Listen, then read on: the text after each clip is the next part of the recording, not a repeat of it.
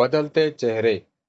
किसी ने सच ही कहा है कि इंसान कितना भी बड़ा क्यों ना हो जाए, उसे अपने पैर जमीन पर रखनी चाहिए। हमेशा आसमान में देखने वाले कभी कभी औंधे मुंह गिर जाते हैं। इन बंगले वालों का भी यही हुआ। छापा पड़ा, इज्जत बचाने के लिए रातों रात बंगला बेचकर पता नहीं कहाँ चले गए। अरे, ये जलने की बू कहाँ से आ रही है? सो गई क्या? पति की आवाज सुनकर नेहा अड़बड़ाकर किचन की तरफ भागी। अरे, ये तो सारी सब्जी जल गई। आखिर तुम्हारा ध्यान कहाँ रहता है? बंगले वालों का इंतजार तो ऐसे कर रही हो जैसे वो बंगला तुम्हें उपहार में देने वाले हो।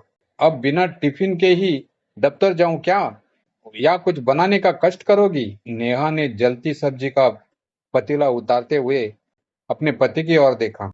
वो गुस्से में कुर्सी पर बैठा था। उसका चेहरा उतरा हुआ था, पर उसने कुछ नहीं कहा।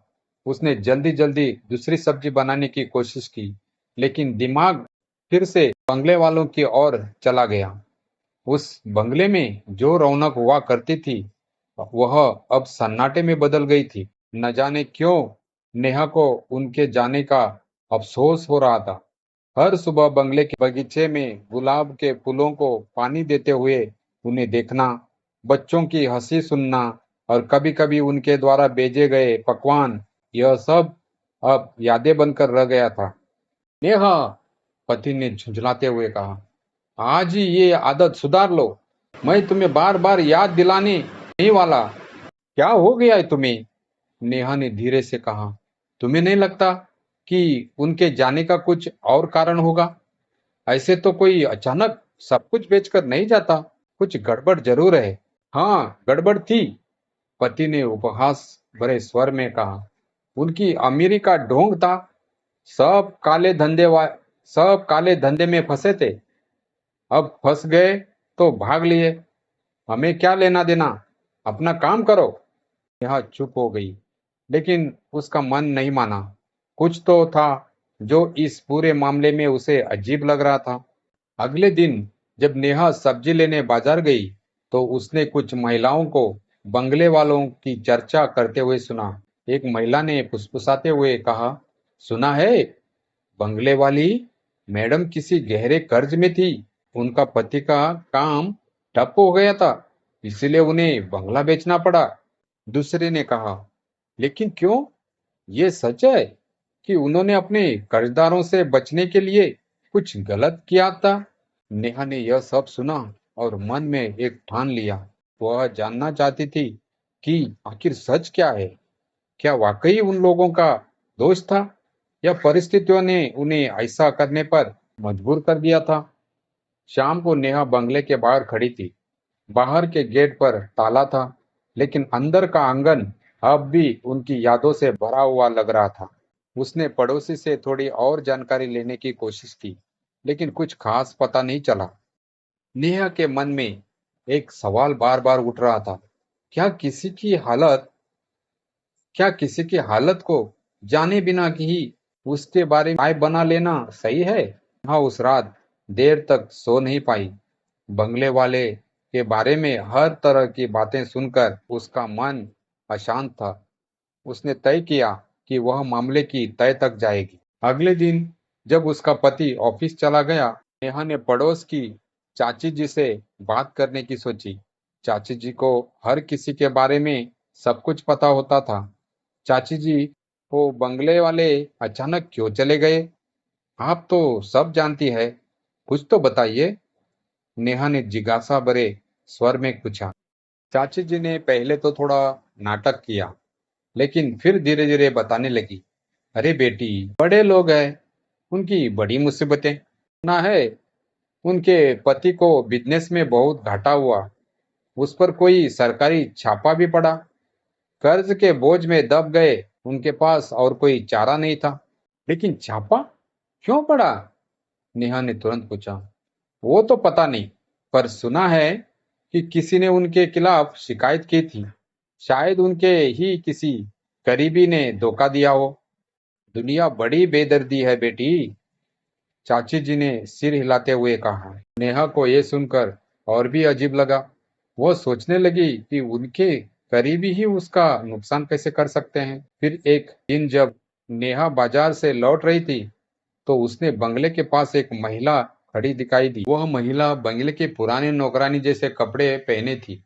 नेहा तुरंत उसे पहचान गई। यह वही थी जो बंगले में काम करती थी।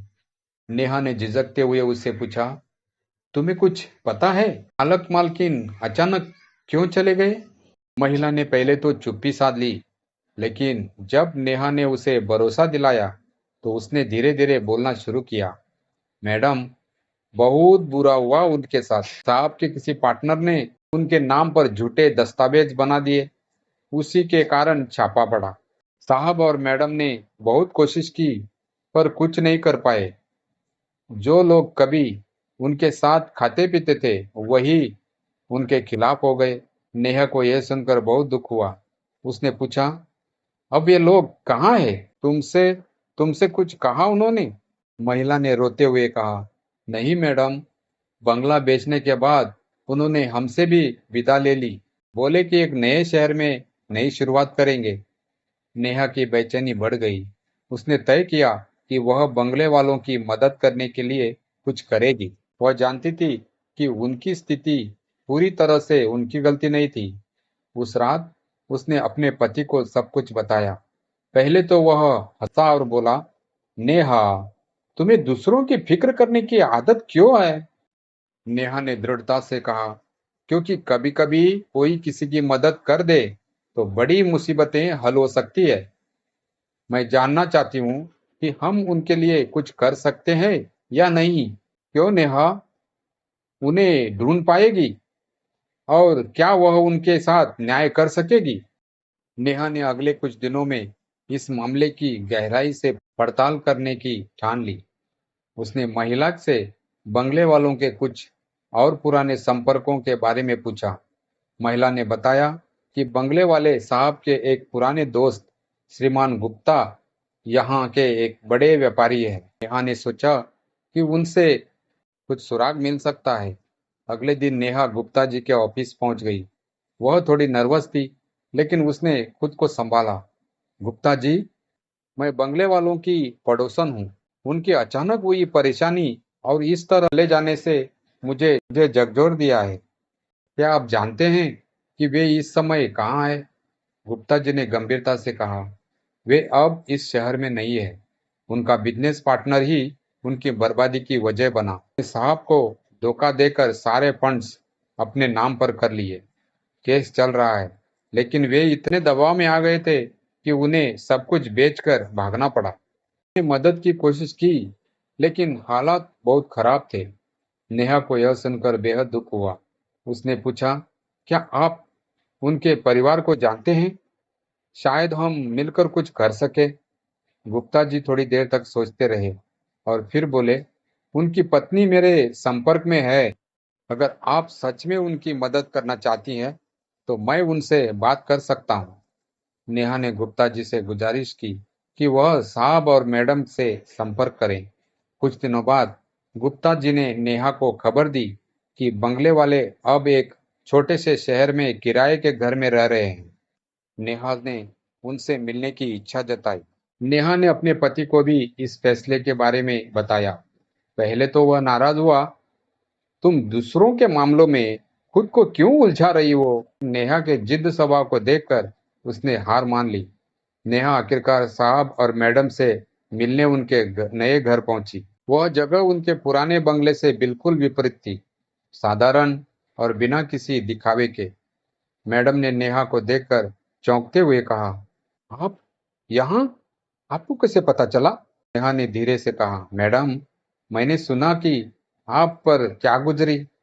मैं बस आपको यह बताने आई हूँ कि आप अकेले नहीं है।